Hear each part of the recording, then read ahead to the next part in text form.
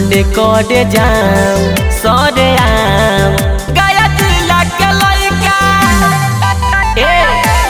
सुना रोड कर जाम सरे आम खाटू मरिया के लइका बोले ले केहू तो सहेले न तरीका रोड कर जाम सरे आम गया जिला के लइका रोड कर जाम सरे आम खाटू मरिया के लइका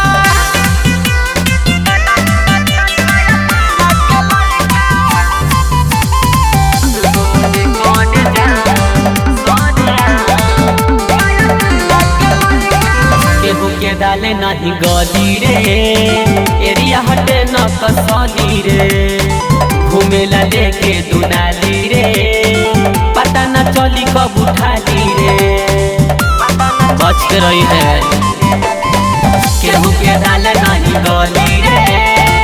एरिया हटे न कसली रे लेके घूमेला दुनाली रे पता न चली कब उठाली रे केहू से नगारा रहेला खाड़ा रंगदार के जैसा बुझल ए रोड कर जाम सरे आम गया जिला के लइका रोड कर जाम सरे आम खाटू मरिया के लइका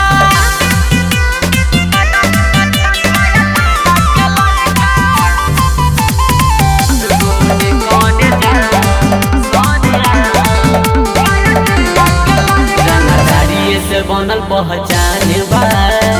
जिला में हमारे तनाव बा बोले जे नजरी भिड़ाई के रागनी माटी में मिलाई के रंगदारी से बनल पहचान बा जिला में हमारे तनाव बा बोले जे नजरी भिड़ाई के रागनी माटी में मिलाई के